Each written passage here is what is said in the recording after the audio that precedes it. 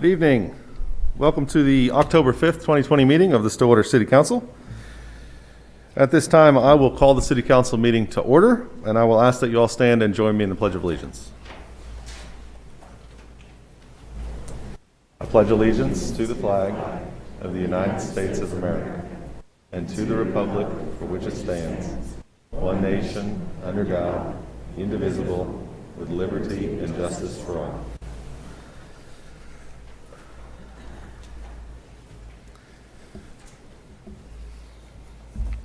All right, we've got a little bit of a different setup here tonight. We've got a couple of our counselors back here in the room and just Counselor Zanotti joining us remotely. So welcome back to the Vice Mayor and Counselor Jalowski. Unfortunately, Counselor Wedlake won't be here this evening. But we'll go ahead and get started on Proclamations and Presentations. The first proclamation I have tonight is in support of the second annual Vascular Access Specialty Day. This was requested by Maya Gossman, a nurse at the Stillwater Medical Center, who is the president of the Oklahoma Vascular Access Network. And unfortunately, she was called into a needed job at the hospital this evening, so she won't be able to join us. But I'll go ahead and issue the proclamation, and we'll make sure she gets a copy of it here soon.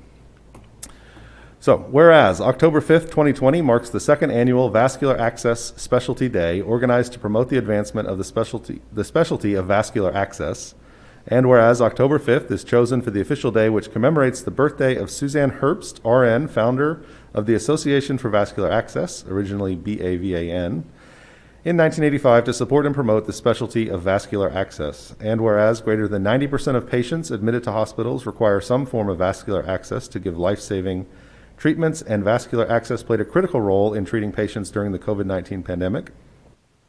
Whereas vascular access needs transition through the continuum of care and are managed by specialists in all care settings, including outpatient, skilled nursing facilities, and home infusion.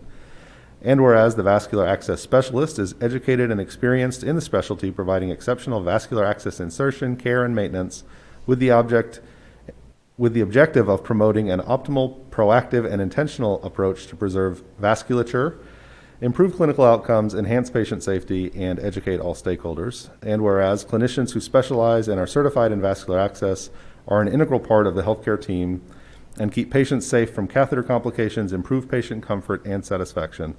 Now, therefore, I, William Joyce, Mayor of the City of Stillwater, do hereby proclaim Monday, October 5th, 2020 as Vascular Access Specialty Day throughout Stillwater, Oklahoma, and encourage all of our residents to recognize vascular access specialists for the significant impact they have made and continue to make in healthcare as a critical part of the healthcare team. So thank you to all of the vascular access specialists at Stillwater Medical Center, especially to Maya Gossman and to everyone at Stillwater Medical Center who's been doing such great work over the course of the last few months with the COVID pandemic. All right. Next up, we have a proclamation in support of Public Power Week. And Lauren Smith from our electric utility is here today for this one. Whereas we, the citizens of Stillwater, place high value on local control over community services and therefore have chosen to operate a community-owned electric utility, and as customers and owners of our electric utility have a direct say in utility operations and policies. And whereas Stillwater Electric Utility provides our homes, businesses, social services, and local government agencies with reliable, efficient, and cost-effective electricity, employing sound business practices designed to ensure the best possible service at competitive rates. And whereas Stillwater Electric Utility is a valuable community asset that contributes to the well-being of local citizens through financial support of the general government. And whereas Stillwater Electric Utility is a dependable and trustworthy institution whose local operation provides many customer protections and continues to make our community a better place to live and work and contributes to protecting the global environment. Now, therefore, be it resolved that the Stillwater Electric Utility will continue to work to bring low-cost, safe, reliable electricity to community homes and businesses just as it has since 1901, the year when the utility was created to serve all the citizens of Stillwater. And be it further resolved that the week of October 4th through 10th be designated Public Power Week to recognize Stillwater Electric Utility for its contributions to the community and to educate customer owners, policymakers, and employees on the benefits of public power. And be it further resolved that our community joins hands with more than 2,000 other public power systems in the United States in this celebration of public power, which is best for consumers, business, and the community and the nation. There we go. Thank you, Lauren. Would you like to say a few words? You just... The protocol now, so thank you very much. Thank you. Thank you, Mayor. I'd just like to say a few words if I could. We are your proud public power provider, and so we really want to reiterate that this week. We're just a phone call away, 24 hours a day should you need us. And I want to thank all the hardworking employees of the electric utility that provide that service. Thank you very much, Mayor. Thank you, Lauren, and thank you to all of the folks at Stillwater Electric Utility. All right. Next up, we have a proclamation in support of Fire Prevention Week. And here to join us for this proclamation is Sparky, masked up and everything. Good to see you, Sparky. Whereas the city of Stillwater, Oklahoma is committed to ensuring the safety and security of all those living in and visiting Stillwater. And whereas fire is a serious public safety concern, both locally and nationally, and homes are the locations where people are at greatest risk from fire. And whereas cooking is the leading cause of home fires in the United States, where fire departments responded to more than 173,000 annually between 2013 and 2017. Whereas 2 of every 5 home fires start in the kitchen, with 31% of those fires resulting from unattended cooking, and more than half of reported non-fatal home cooking fires. More than half of reported non-fatal home cooking fire injuries occurred when the victim tried to fight the fire themselves. And whereas children under 5 face a higher risk of non-fire burns associated with cooking than being burned in a cooking fire. And whereas Stillwater's residents should stay in the kitchen when frying food on the stovetop, keep a 3-foot kid-free zone around cooking areas, and keep anything that can catch fire away from stovetops. And whereas residents who have planned and practiced a home fire escape plan are more prepared and will therefore be more likely to survive a fire. And whereas working smoke alarms cut the risk of dying in reported home fires in half. And whereas Stillwater's first responders are dedicated to reducing the occurrence of home fires and home fire injuries through prevention and protection education. Whereas the 2020 Fire Prevention Week theme, Serve Up Fire Safety in the Kitchen, effectively serves to remind us to stay alert and use caution when cooking to reduce the risk of kitchen fires. Therefore, I, William Joyce, Mayor of Stillwater, do hereby proclaim October 4th through 10th, 2020 as Fire Prevention Week, and I urge the citizens of Stillwater to check their kitchens for fire hazards, to use safe cooking practices during Fire Prevention Week 2020, and to support the many public safety activities and efforts of Stillwater's fire and emergency services.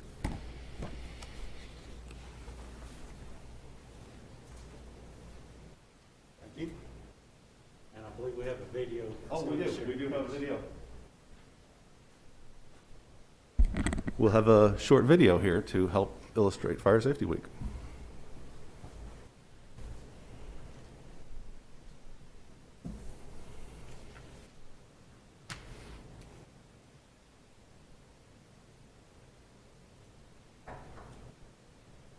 Elaine, I think you're supposed to start the video. Never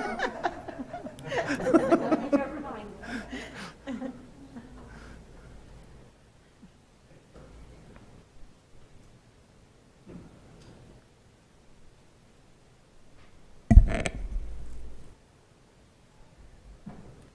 I'm trying to say stay safe by never cooking.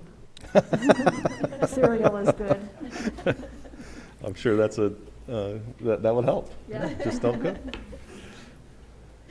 There are lots of great restaurants in town you can get takeout from. I know. That's pretty safe too. Gonna give them a couple more seconds here.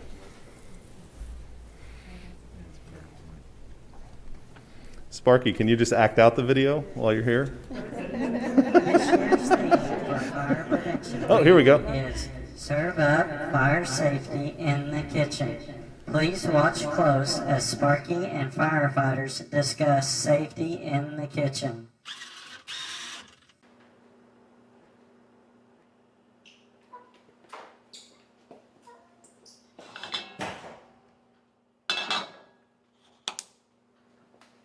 Sparky!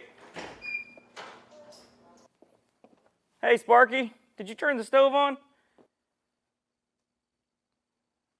Come on, Sparky, let's go to the kitchen and talk about fire safety.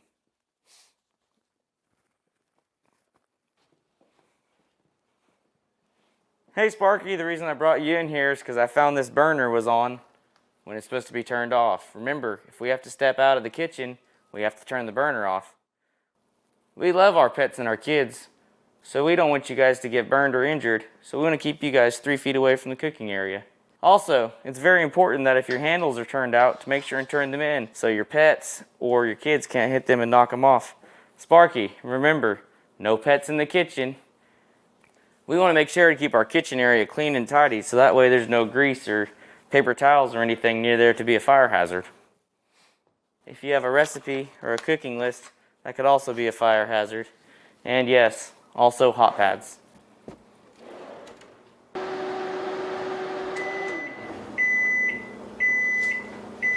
Well, our food is ready. We're going to talk about microwave safety also. Be sure that when you open your microwave, you be extra careful because the items inside could be very hot. Be sure and use some hot pads if you're putting some water or something in there that's hot because you don't want to get your hands burned. Also, when you do put something in the microwave and you go to open it, you got to be careful about the steam, so you need to open it slowly because it could burn you. The other thing is, you have to make sure you use proper cookware in the microwave. What's that you got there, Sparky? Oh, a smoke detector. That's right, we do need to put the batteries in our smoke detector.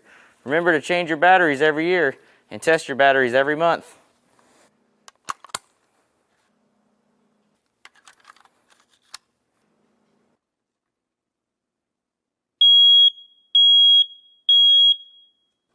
This one's working great. Cooking is the #1 cause of home fires and home fire injuries. Remember to have a kid-free zone in the kitchen while cooking.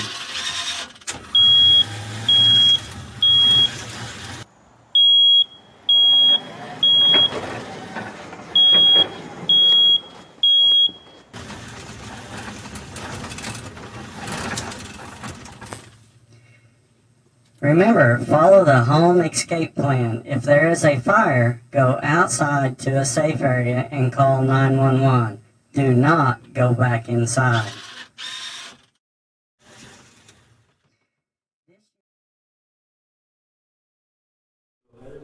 They did a great job for us. And this is shared in the school system today, and it's been shared out on social media. Excellent. Thank you. Thank you. Thank you all very much. Thank you to everyone at Stillwater Fire.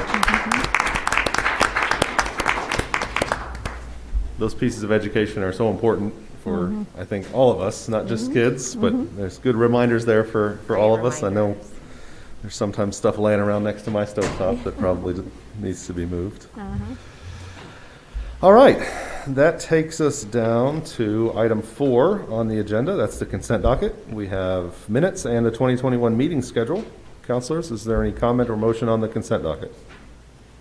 Motion to approve the consent docket. Second. We have a motion and a second to approve consent docket. Teresa, please call the roll. Mayor Joyce? Yes? Vice Mayor Darlington? Yes. Councilor Zanotti? Yes. Councilor Jaloski? Yes. With a vote of 4 to 0, the consent docket is approved. Public comment on items not scheduled for public hearing. I don't have anyone signed up on this meeting for that. So we'll jump down to item 7, public hearings. We did have an item continued from September 21st, but we have a memorandum to dismiss that item. 7A will be pursued in a different avenue. So do we need a motion to move that on? So we'll just skip 7A. 7B, we have received public comment regarding proposed text amendment to Chapter 23, Land Development Code, Article 5, Use Categories and Limitations, Division 1, Section 23-137, RSS, Small Lot, Single-Family Residential, and Section 23-153, CG Commercial General District. This is 20-159, CC-20-159. Mr. Dorman, did we have good notice on this item? Yes. Thank you. Mr. Gross. Yes. Good evening, Mayor and Councilors. I'm Lance Gross, Community Development Planning Manager. The text amendment before you tonight has 2 parts. However, the RSS section will need to go back to Planning Commission so we can make sure that we have proper safeguards in place. Essentially, what we plan on doing is requiring an SUP for a cemetery use within RSS instead of it being by right.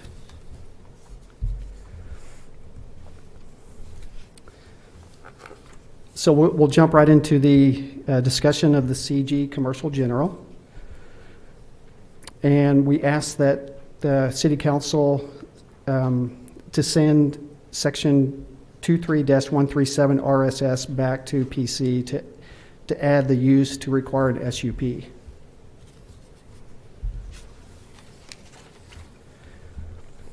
Okay, just to give you a little background on this project for CG. A developer contacted staff and they're in the process of putting together a proposal to convert a vacant hotel into a student housing project. The hotel rooms would be converted into basically dormitories without kitchens. And the restaurant could be converted into a cafeteria or a community kitchen. A few items that need to be mentioned for this discussion. Staff is required to act on a request from a developer. The developer came to us and we're following through with the request. Number two, specifics for this project have not been submitted. It's all been verbal. The developers contacted us a number of times and we've had discussion about what they plan on doing, but we've not seen anything. And specifics will be worked out during the building permit process. They'll still have to follow the fire code, the building code, and also the city ordinance. And the structure hasn't, they don't know if they want to keep the structure or retain it and just renovate it. It's still in the very early stages of development for this project. And after the developer contacted staff and explained the projects, staff started to look at the use. And we came to the determination that we don't have a use that fits this, because it is pretty unusual. The term that is used in most other cities is apartment-like hotel. We've done a fair amount of research and we've looked at what other cities have done to incorporate this use. And the university cities that we've looked into, they've used the term either apartment hotel or apartment-like hotel. And what it comes down to is this amendment would allow this type of use and would add an apartment-like hotel, the underlined portion on this slide, to the permitted use. Any questions? I have several. I do. Okay. Vice Mayor, why don't you start? Oh, I'm just curious, first of all, about adding student housing to commercial general, or adding multi-family housing to commercial general. It seems that we have enough, that's just not the purpose of commercial general. And even the name, apartment-like hotels, is, although it's used in other cities, it doesn't, do you stay there for a week or overnight, or it seems like such a vague, open to interpretation name that I'm having a hard time wrapping my head around it. Okay. And it also is reminiscent of our discussion a week ago. We don't really need to know what they're doing, and it could go all different ways. I just think commercial general is commercial general. Yeah. For a reason. Yeah, is there some sort of definition with that? What makes something an apartment-like hotel as opposed to a hotel, and what makes it apartment-like hotel as opposed to an apartment? Like, where is the distinction between those three different categories? Yes, an apartment-like hotel will essentially be a hotel that's been converted from a hotel to like a dormitory or student housing project. And it's different from, say, like the extended stay hotels. The extended stay hotels are, pretty much random. Someone can come there and stay for 30 days if they wanted to. But the apartment-like hotel will be situated so that, somebody signs a lease for one semester, a full year, very much like an apartment complex. And these have been, shouldn't say common, but we've seen these in both the East Coast and West Coast. Different cities have incorporated these. For instance, if there's a hotel that's close by a campus, sometimes the university will purchase those and they'll put their students there. And one of the intent, especially now, because of the pandemic, is they want to separate and give students more space. That's how other cities have done it. This one in particular here in Stillwater is different because it's a developer looking at redeveloping this piece of property and wanting to use it as a almost like a dormitory. Well, it seems very much like some of the multi-bedroom single-family homes Yeah. that we have sprinkled all over. Yeah. And I mean, what's the difference? Yeah, and that's the developer came to us to, see if we could, how we could get this through. And it's, strictly up to, council to make that determination. Lance, I know I'm agreeing with Vice Mayor Don that CG to me has a very definite purpose. But has there been, not that we have to know exactly what's happening in being development, but has Oklahoma State University housing been asked if that's something that would be relative to what they're needing now, or is that relative to what they're even thinking of doing with their housing for students? We've not been in contact with them, but we can. That's something that we can definitely check into. As far as we know, a project like this hasn't come up. So, what is the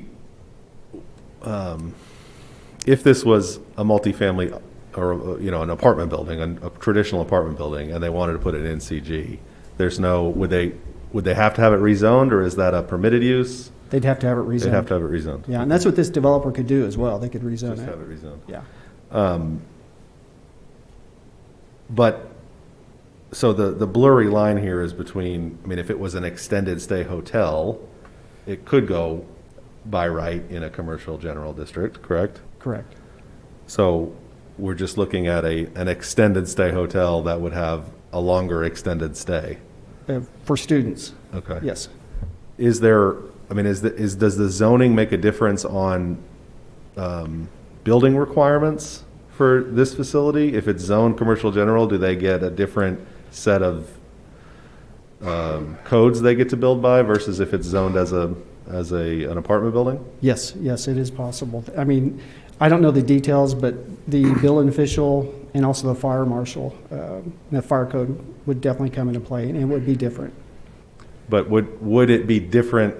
Would they get to build to a different standard if the zoning if it's classified as CG or if it's classified as residential? I believe that would be, Paula does not agree. Yeah, correct. So, I'm sorry, Paula, could you?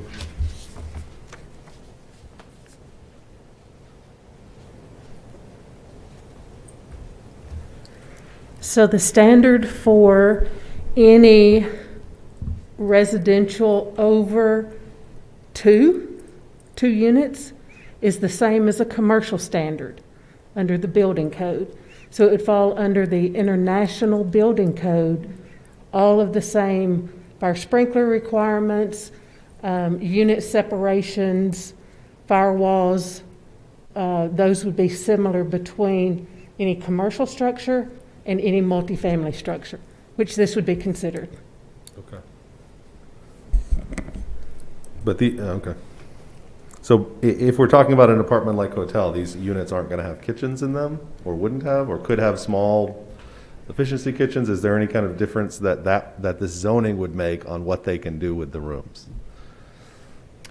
No, if the text amendment is approved, then they would be able to do with the rooms similar to the bed and breakfast or dormitories that Lance alluded to.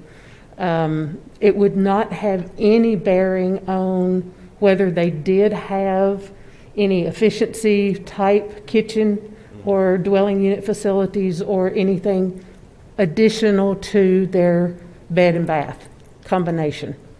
Okay, so I guess what I'm getting at is whether we add this to the commercial general district or we require them to have it rezoned, the building standards, all of that would be the same no matter what. This doesn't change what they would have to do to meet code on a facility like this. Not building code. Setbacks would be different. That would depend on if they did rezone it, then there would be some additional setbacks on their multifamily residential zoning that are not applicable now on the commercial general zoning. Would it be preventative of them reusing this structure in its current state? It's an existing structure, so we wouldn't make them tear part of it down if it did not meet that setback requirement, that new setback requirement. Would it have an effect on mixed use ability? Right, Yes. if they were gonna add some apartments and some commercial resident or retail or that sort of thing, if they had to rezone it, would they have to, how would that work? Yes, that would have an effect because the zoning for the residential multifamily would be just that residential multifamily. The uses are quite limited compared to the general commercial uses, so you couldn't mix and mingle between the two of them under the multifamily residential. So adding this to the commercial general gives us potentially a better opportunity to see a mixed residential commercial kind of development happen in one of these. Yes, and I believe that that is part of their long-term plan, is to have some commercial. However, that is not in concrete, No. That's correct. It is not. literally or figuratively. The building's there. Well, I think the Vice Mayor, you're right in the sense that we wouldn't want to consider this change just based on a proposed development of some kind.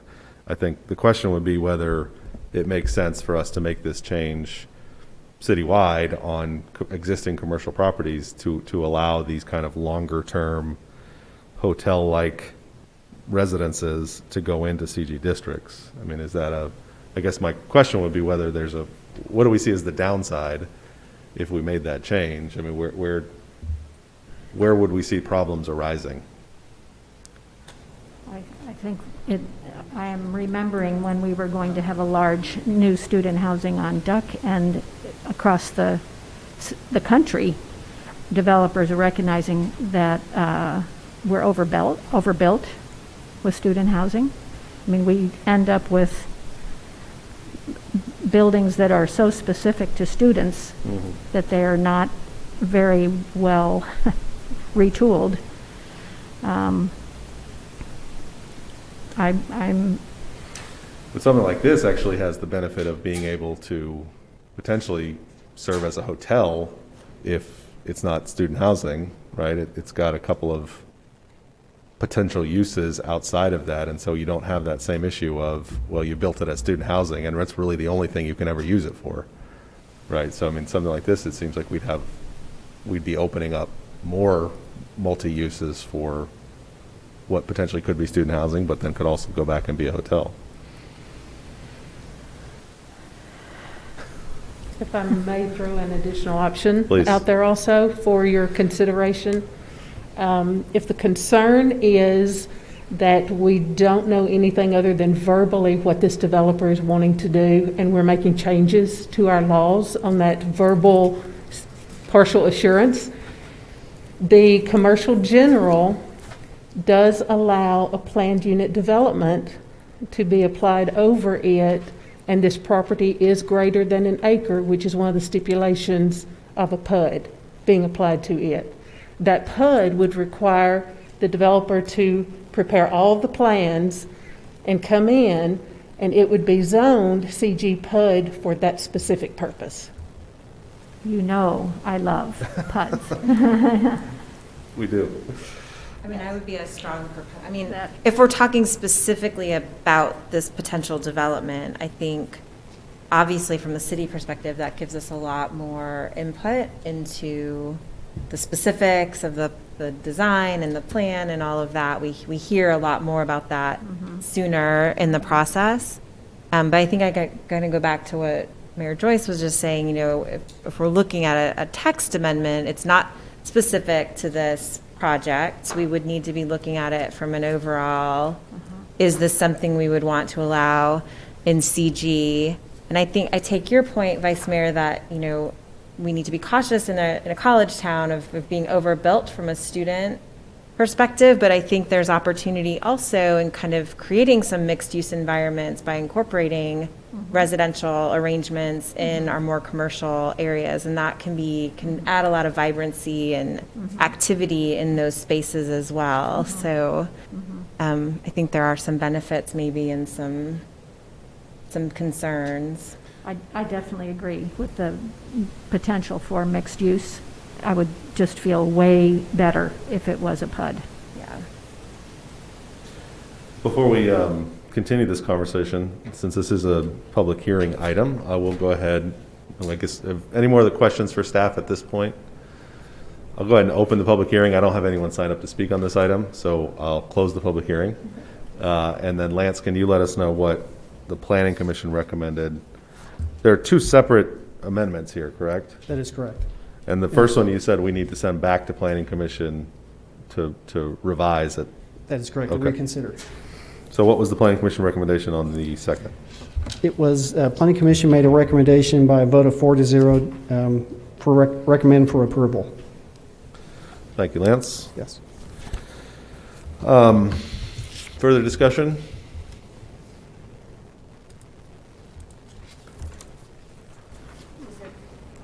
It's really not clear from the Planning Commission. I mean, they approved both of them 4-0. I mean, Was there discussion at the Planning Commission about the possibility of a planned unit development?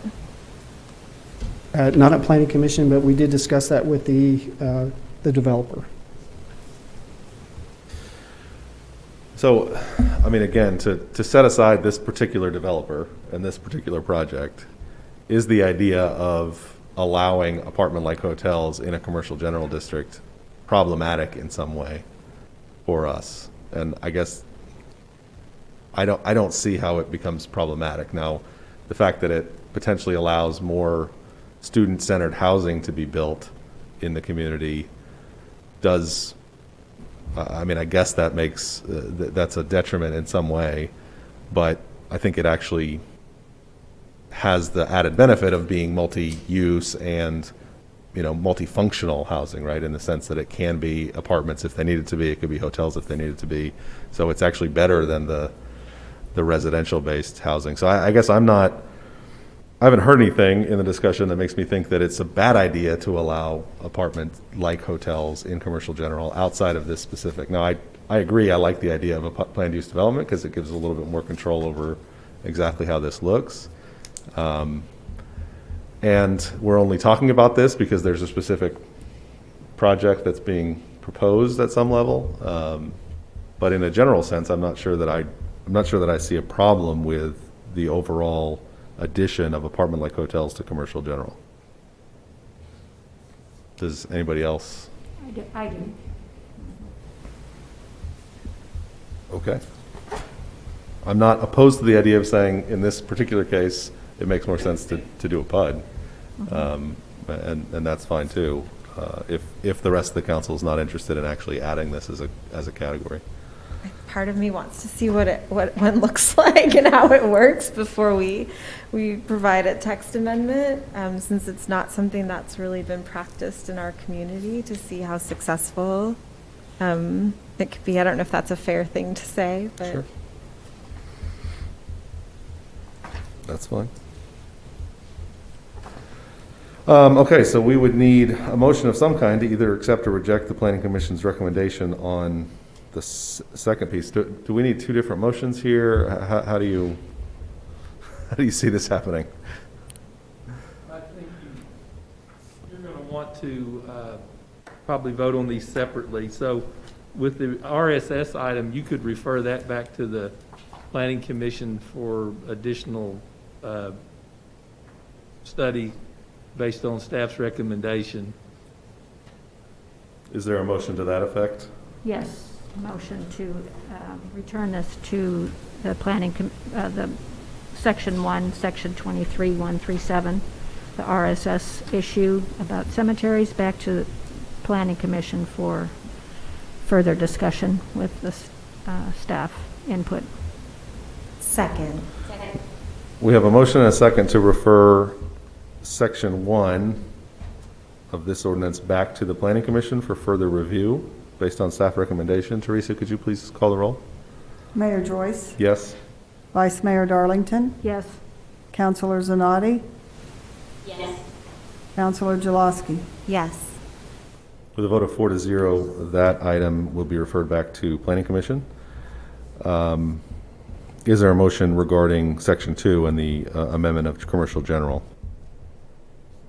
Motion to not accept the Planning Commission recommendation to allow apartment-like hotels in the CG district. Second. We have a motion and a second to, I guess, not allow to reject. I'm sorry to make it a negative. Well, that's all right. To reject the Planning Commission recommendation regarding amendment to Section 23-153. Teresa, could you please call the roll? Mayor Joyce? No. Vice Mayor Darlington? Yes. Councilor Zanotti? Yes. Councilor Jaloski? Yes. With a vote of 3-1, with myself voting no, the recommendation of the Planning Commission will be rejected regarding 23-153. Is that record clear enough? Yes. All right.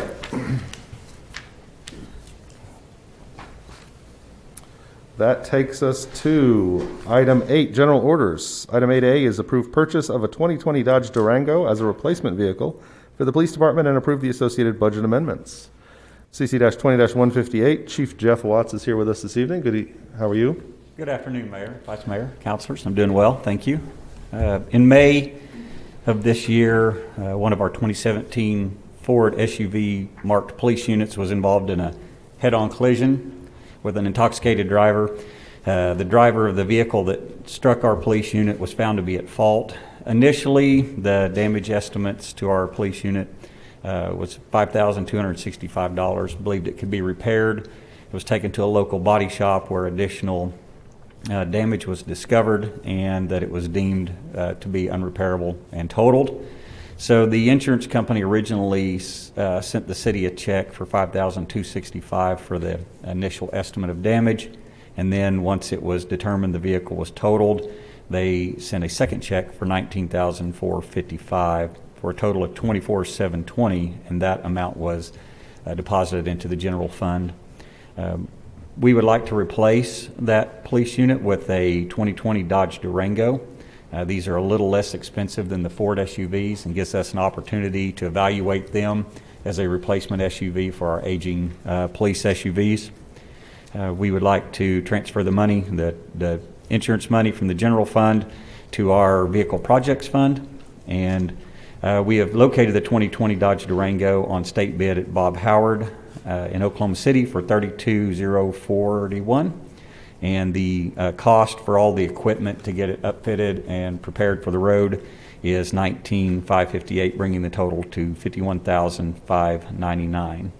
So we are asking for the $24,720 to be transferred from the general fund to our vehicle projects, and then out of the vehicle projects that was approved in FY21, we will pay the remaining balance of $26,879. All right, councilors, any questions? No.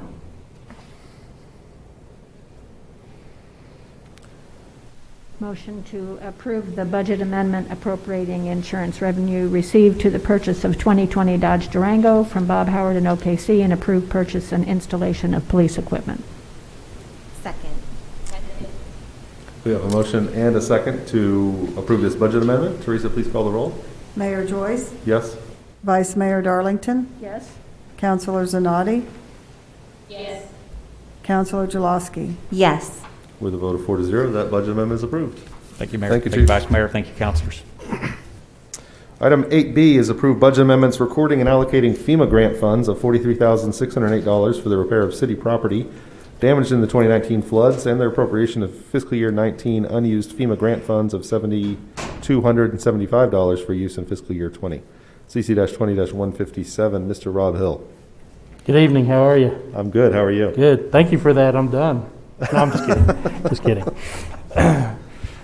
Rob Hill, Emergency Management. Emergency Management this evening would like to present to you guys 3 budget amendments related to the 2019 floods, to Southern Woods concession stand, the Babcock concession stand, Lakeside Golf Course, West McMurtry Access Road and Road Culvert, McMurtry Gun Range Road, Culvert, and Gun Range Road itself. We would like to recommend that council approve the 3 attached budget amendments recording FEMA grant funds for damages from the floods in the amount of $43,608. We would also like for you to approve the appropriating these grant funds for approved projects and expenses associated with appropriating the $7,275 of FEMA grant funds received in 2019 to be used. With your approval, this will allow us to move forward with requests for proposals for repairs and also allow staff to make the necessary repairs that are needed. All right. Remember those floods in 2019? That was a crisis that was seems mild in comparison. Any questions for Rob? No. Motion to approve the budget amendments recording and allocating FEMA grant funds for the repair of property damage in 2019 floods as listed above and the appropriation of fiscal year 19 unused FEMA grant funds for use in fiscal year 20. Second. We have a motion and a second to approve the budget amendments. Teresa, please call the roll. Mayor Joyce. Yes? Vice Mayor Darlington. Yes. Counselor Zanotti. Yes. Counselor Jaloski. Yes. With a vote of 4-0, those budget amendments are approved. Thank you all Rob. very much. Item 8C is accept following temporary construction easements associated with the City of Stillwater ODOT Joint Perkins Road Widening Project. I'm not going to read the rest of this, but I am going to let Monty Carnes give us an update. Is Monty here or online? There he is. Trying to take care of a few things up here in the office. This is a couple of temporary construction easements that are needed by ODOT for construction of Perkins Road.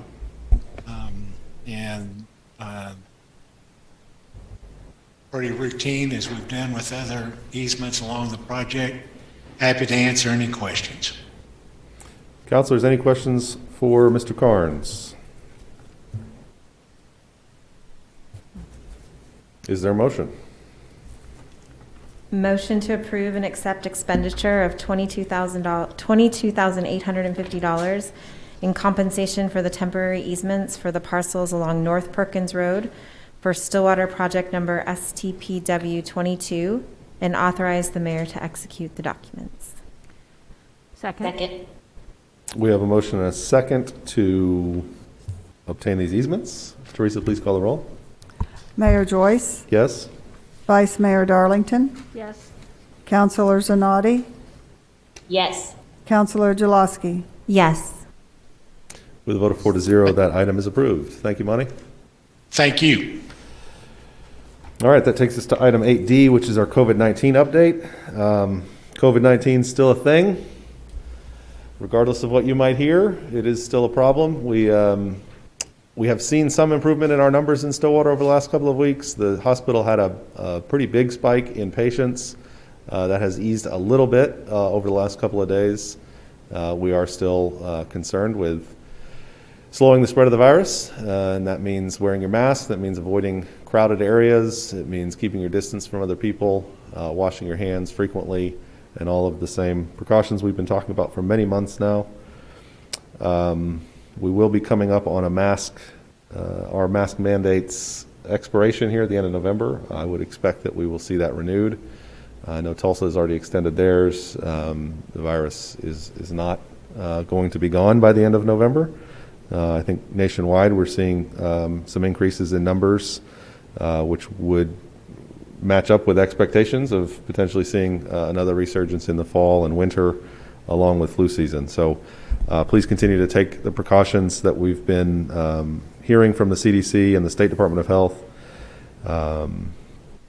and get your flu shot.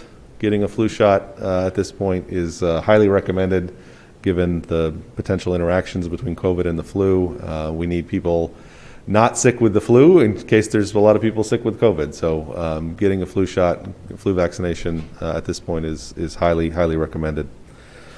Counselors, anything further on COVID? No, I'm sorry we're still talking about it. I am too. It's very tiring. It is. I think watching my social media feed this week, though, it was, even though my children are at home and doing virtual, it was exciting to watch kids have the opportunity to return to the classroom. And I was reminded how important it is for us as a community to continue to do our part to make that possible for the kids in our community. They need to be there, they want to be there, and it's up to us as a community to help them be there. So absolutely, wear your mask, watch your distance, wash your hands. Yeah, and I think that the discussions around the school, I know the school board has worked very, very hard to try to figure out how to make that happen. We certainly appreciate their efforts. And I think the community's discussions around the additional efforts to be able to have kids in school and to see our numbers drop, I think that's had an effect. I think we have seen an improvement.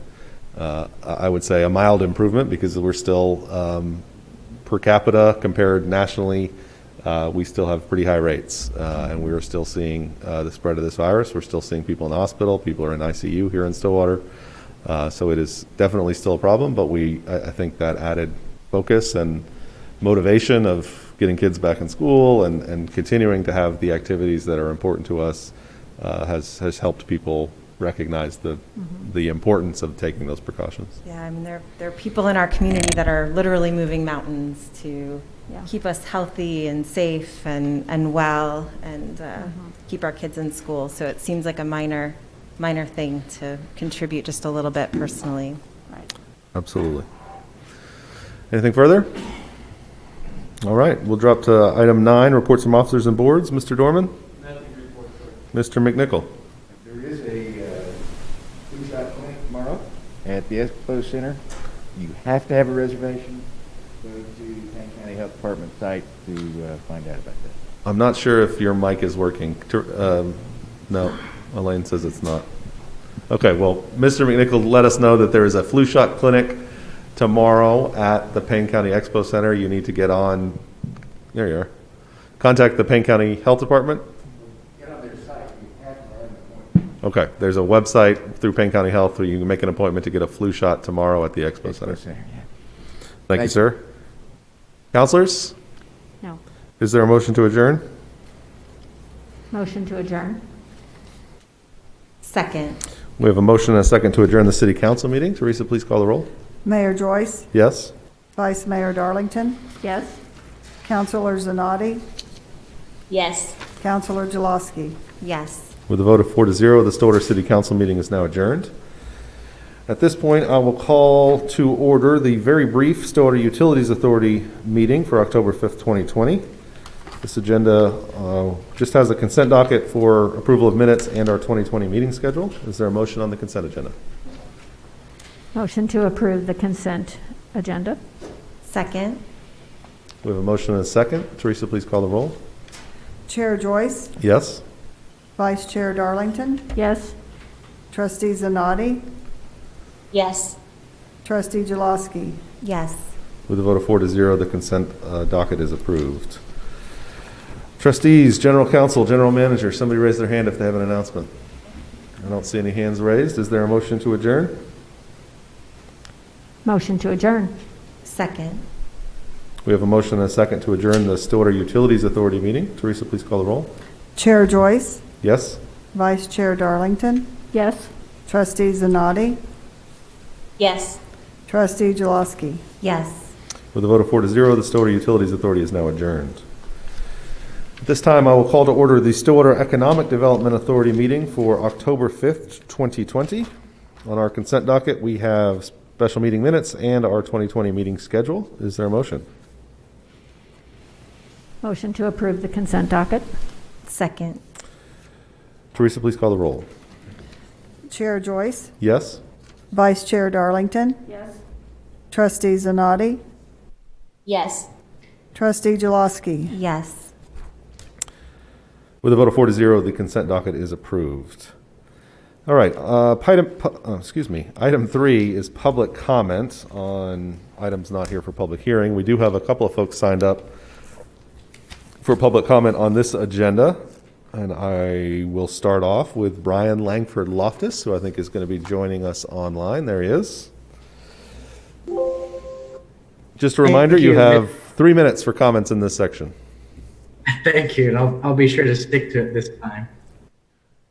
Good evening, everyone. Brian Langford Loftus, 1009 East Craylor Avenue, Stillwater. I assume the rule's the same for the economic development. On September 21, the Downtown Reinvestment Plan Committee heard from Bryson Baker of Everyman, the final phase of his application for TIF funds to expand his operation downtown. Bryson had presented passionately and convincingly about his own story that led to the founding and success of his business, despite multiple difficulties and hardship. To use his words, he figured it out. I'm pleased to have learned that it was unanimously commended to the council for approval. I spoke at the hearing in favor of Everyman's application, and tonight I'd like to share briefly some of those thoughts that I had, and once more, and recommend that the council approve the application. First, acknowledging that the pandemic has affected many small businesses in Stillwater, causing some even to close. It's important that both those who live in Stillwater and who invest in Stillwater know that growth and expansion hasn't become impossible, but through this process does remain possible. Finally, I understand that the approval process for this application resulted in the streamlining of this whole entire application. If approved, it's my hope that this represents the first step toward enhancing the Stillwater downtown, while also signaling to other merchants, entrepreneurs, and et cetera, that positive opportunity doesn't rest behind some onerous and unknowable barrier. So I would encourage the committee, the council to accept this application and approve it. All in, made it. Thank you, Brian. We appreciate those comments. Next up, we have Chris Peters. Oh, howdy, folks. It's always fun following Brian there. Chris Peters, 1116 West Thomas Avenue, Director of the Downtown Stillwater Association. One of downtown's challenges is the ability to match our larger historic buildings with resilient business models. The property at 615 South Main has been vacant for some time. The 14,000 square foot building doesn't just need any business that will sign a lease. It requires a business model that is diverse and responsive to the changing needs of the district. Bryson has built a very resilient business model at Everyman, a model that I believe matches the needs of this building. Another reason to invest in our historic buildings is job creation. Although new construction is often viewed as an indication of economic health, the rehabilitation of existing buildings actually creates thousands of construction jobs annually. The National Park Services estimate that every $55,000 spent on rehabilitation equates with one job. In fact, historic preservation creates more jobs for the dollar than new construction. In a typical new construction project, about half of the expenditures are for labor and the other half are for materials. In a rehabilitation project, it is more typical that 60 to 70% of expenses will go towards labor costs. The money you spend on local labor for your rehabilitation project will stay in your community. Restoring the building at 615 South Main with a vibrant business will dramatically improve the curb appeal of downtown and its visibility from 6th Avenue traffic. If Bryson's vision for Everyman and the restoration of the building becomes a reality, we will have just strengthened an entire block that will attract future businesses and lower vacancies. Even if something unforeseen happens to Everyman, that building will be far more valuable to property tax rolls and far more attractive to the next suitor. Our historic buildings are an asset to the community and the best investments we can make. Thank you to the Stillwater Reinvestment Committee for approving funding for Everyman, and I hope trustees in our community can agree with them. Thank you very much. Thank you, Chris. Okay, that takes us down to item 5 on general orders to consider a recommendation from the Stillwater Reinvestment Plan Implementation Policy Committee regarding a request from Everyman LLC for Stillwater Tax Increment Financing District Number 3 financial assistance for business expansion. And Melissa Reams is here to present this item. Good evening, trustees. I'm so pleased to be able to bring to you an application under our downtown campus link TIF. And to start us off this evening, the owners of Everyman are here, Bryson and Rachel Baker. And I think Bryson would like to come up and share a few words with you. Absolutely.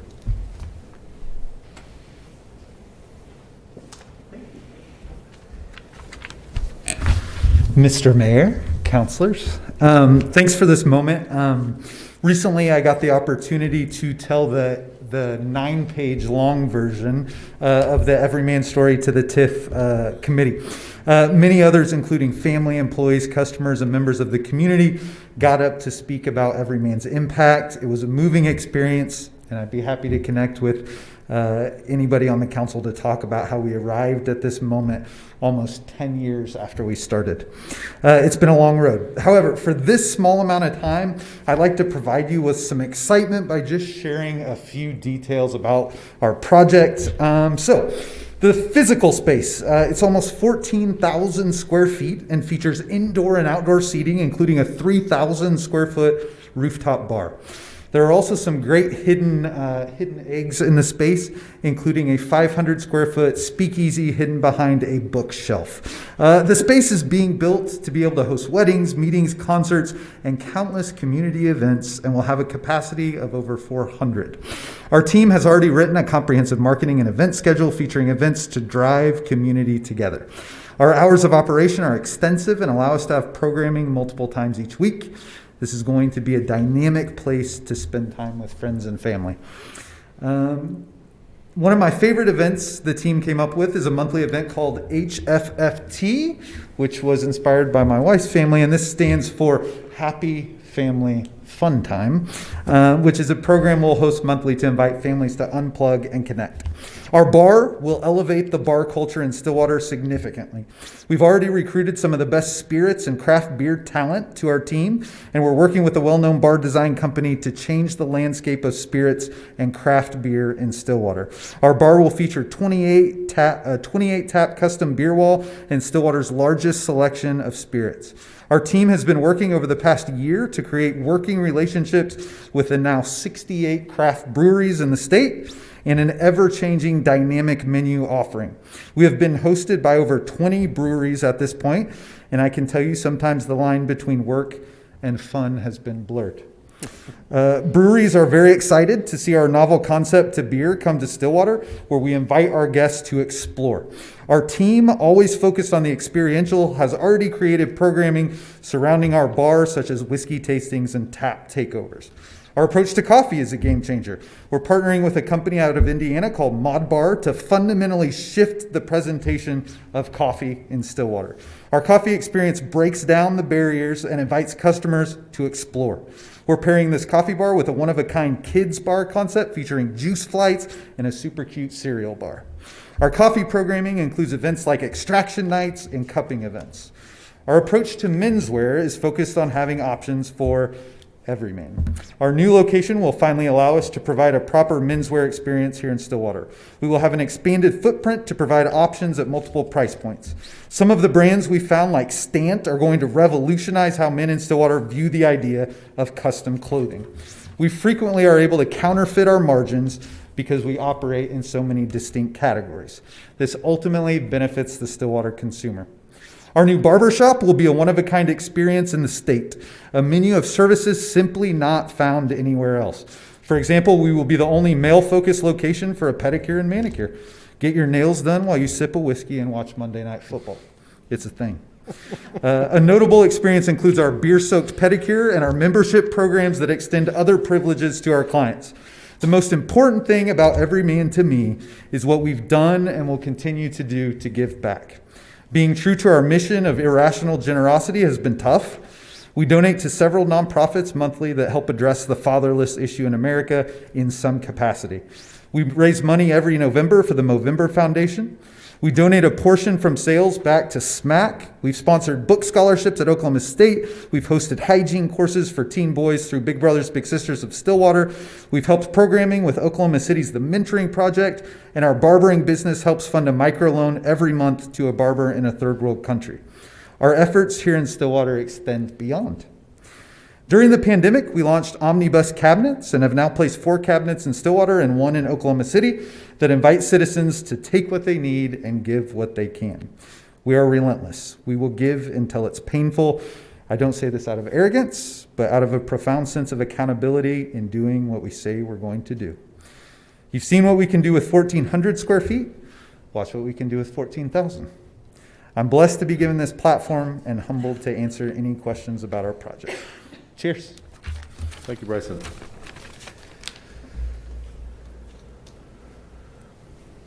So if you'll remember, trustees, when this TIF was created, a part of the framework was a Citizen Implementation Committee. And that committee has been working very diligently since, I think, the middle of July, when we kind of lightened up on when committees could start meeting, so that we could process the Everyman application. And I'd like to invite the chairperson of that committee, Jeremy Bale, to come up and give you their recommendation to you this evening. Good evening, trustees. Jeremy Bale. I am the chairperson of the Tif Implementation Committee. I have to say it's exciting to get in front of you and be able to present this opportunity. It was a fun process to work through. So we do hope that as we bring this recommendation in front of you, we do recommend that it is approved, and do feel like it is a useful opportunity to invest the funds that are available through this increment financing in an opportunity that will bring land value and increase the land value and potentially motivate additional projects under a similar hope for the future. Excellent. Thank you, Jeremy. Hey, Jeremy, can I ask you a sort of personal question that I didn't give you advance warning that I was going to ask you? Of course. Just hearing Bryson talk about the different things that would be involved here, one of them is a coffee shop. Sure. You actually own a coffee shop. I do. Tell me why you don't feel like it's a problem that the city would invest in another coffee shop. Well, I think the specific approach that we took as a committee was looking at how these funds would be invested and what that returns to the community. And in this instance, the focus is on the property itself. So the impact that this has in bringing this property back to life, I would argue, given some of the plans that they have, bringing it to a life that it's never had, that property value alone is the payback to the community and what we need. So the business model itself is of less concern, and we focus specifically on as much assurance as you can have that the money is going to be invested in a way that will return to the community, and with the guarantees that are in place, that those dollars would return to us in an amount of time that makes sense. Excellent. Thank you. Appreciate that.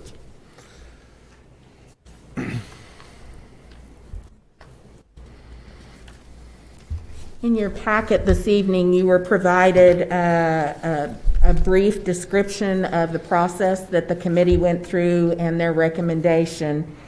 And our proposal, or our recommended action, is that you authorize staff to work with the Center for Economic Development Law to enter into a development agreement with Bryson and his company. I don't know if you've had a chance to look through the executive summary, Are there any questions? Sometimes I think that exchange of information, that question and answer, is a little more informative. I think it is very informative. It's a helpful summary, covers a lot of ground there. Trustees, any questions about the summary? No, it was very complete. Okay, so the action that we are requesting this evening is that based on the ask from Everyman, which was $350,000 out of the TIF fund, that you authorize staff to enter into that development agreement. And secondly, we are asking you to please allot $350,000 of the general fund balance into CEDA to seed, if you will, until the TIF has a chance to get up to speed, and that should be within the next 2 to 3 years. The TIF should be the one making the payments. We will have a note from the general fund to CEDA. CEDA will put that money into the TIF fund, and then the TIF, as it matures, will make that payment back into the general fund over a period not to exceed 15 years at an interest rate of 1.75%, which is, the last time I checked, the Fed fund rate was 25 basis points. So we are getting a better bang for our investment in that regard. Is that actual budget amendment part of this tonight? Not tonight. I will bring the budget amendment back to you along with the development agreement. Those things kind of go hand in hand. So at this point, the recommendation or the approval would be to go put the development agreement together. Yes, but I wanted to make sure that you were clear on that particular point. Yeah, and just so to be clear, that $350,000 would be an investment out of the TIF funding, which comes out of the growth in property tax. Correct. Right, so this, I think I saw in here, the current value of the property. I think the current appraised value was $443,580. The benchmark value at the beginning of the TIF was just under 300. Correct. And its projected value upon completion is 1.5 million. Mm-hmm. And so that additional sales tax, the increment of, or not sales tax, the increment of that property tax is what goes back into this fund and which pays this $350,000, just so everybody out there is clear. Correct. This is not money out of the pocket of the city. It's not funds from the general fund necessarily because we're getting paid back. Correct. But we're taking a piece of that new property tax that's generated by this project, and we're reinvesting it back in the project to make it possible. That's the correct, plan. Mayor. That's what the committee said, right? Yes. And also, there could be a component of sales tax, and that will be part of the development agreement as well. Okay. Mr. Baker has had a sales tax in arrears agreement, incentive agreement with the city. He's already exceeded that expectation that was set with that agreement, and we have rebated those sales tax to him. So we have a lot of good history about what his benchmark is as far as sales tax is concerned. So we will work on that piece as well. Sounds awesome. It really does. Really excited about not just the specific business, as sort of what Jeremy was alluding to here, but seeing this building as part of our downtown, one of the first buildings off of 6th Street as you come into downtown, seeing it transformed into a space that will clearly be very well used is incredibly valuable to the community, to the downtown space, to all the other businesses down the street as well. And that's exciting, and that's honestly exactly what we wanted to put this in place to do, was make these kinds of projects possible and see the continued revitalization of our downtown with bigger projects that we haven't been able to do down there to this point. So I'm really excited about it. I'm glad. Thank you very much to Jeremy and to the committee, the Citizens Committee, that spent a lot of time running through this and looking at all the numbers and doing exactly what that committee is formed to do. We appreciate all that hard work. And to staff that's been involved in that process to a large degree as well. And then, of course, to Bryson and your team for bringing this project to Stillwater. Trustees, other comments or questions? I would love to thank Bryson's wife for the HFFT project and for her participation in this project also.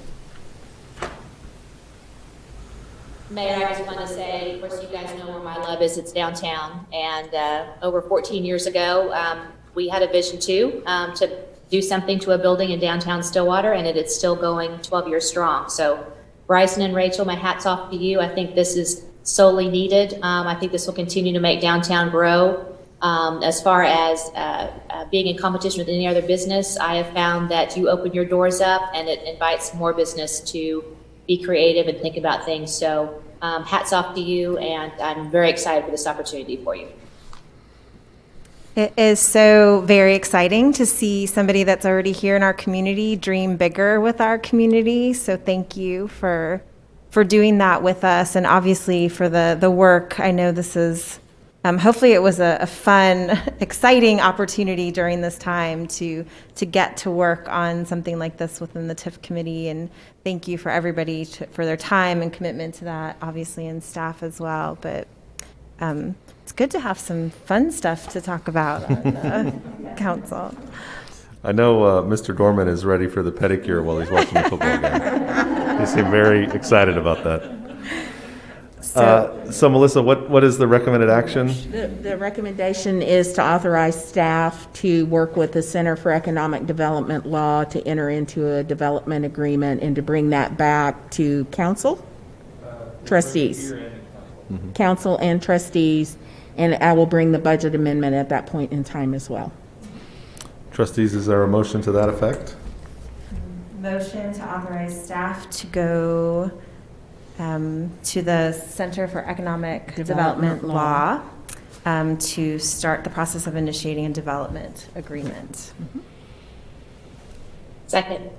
We have a motion and a second to approve the development agreement, to approve the development of the development agreement. Teresa, please call the roll. Chair Joyce, Yes. Vice Chair Darlington, Yes. Trustee Zanotti, Yes. Trustee Jaloski. Yes. With a vote of 4 to 0, that item is approved. We Mayor. look forward to seeing Oh, more. Yes. If I may interject, we do have a vacancy on our TIF committee, and so if you are interested, they can go out online and fill out an application and send that in. Absolutely. And so we're looking for that other right person to help us out. We will be working on that. All right. That takes us down to reports from officers and boards. Mr. Dorman. Request executive session for section 25 OS subsection 307B3 for the purpose of confidential communication regarding the purchase or appraisal of real property, and request an executive session pursuant to 25 OS subsection 307B11 for the purpose of conferring on matters pertaining to economic development, including the transfer of property financing or the creation of a proposal to entice a business located within the city of Stillwater. Public disclosure of the matters to be discussed would interfere with the development of products and services and violate confidentiality of the business. Thank you, sir. Mr. McNichol? No items. Trustees? Is there a motion to enter executive session? Motion to enter executive session. Second. We have a motion and a second to enter executive session for the purposes under 8A and B. Teresa, please call the roll.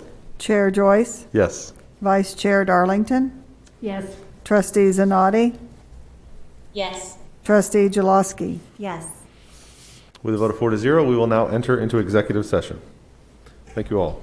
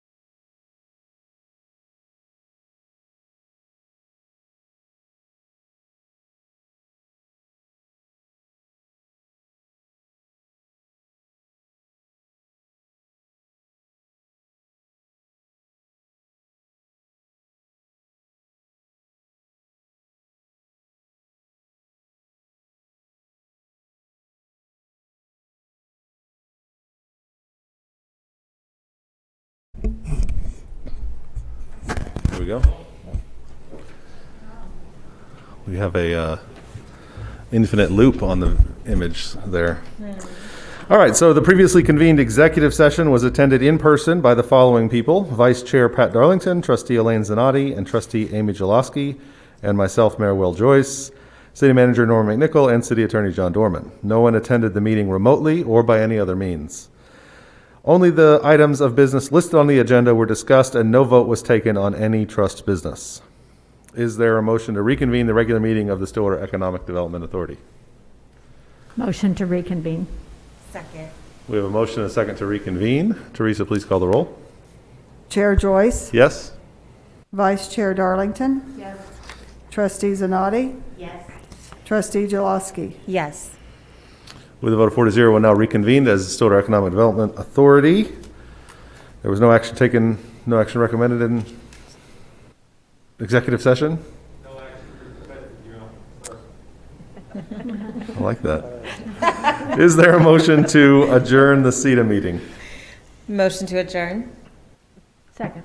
We have a motion and a second. Teresa, please call the roll. Chair Joyce? Yes? Vice Chair Darlington? Yes. Trustee Zanotti? Yes. Trustee Jaloski? Yes. With a vote of 4-0, the Stillwater Economic Development Authority is now adjourned, and that concludes our meetings for the evening.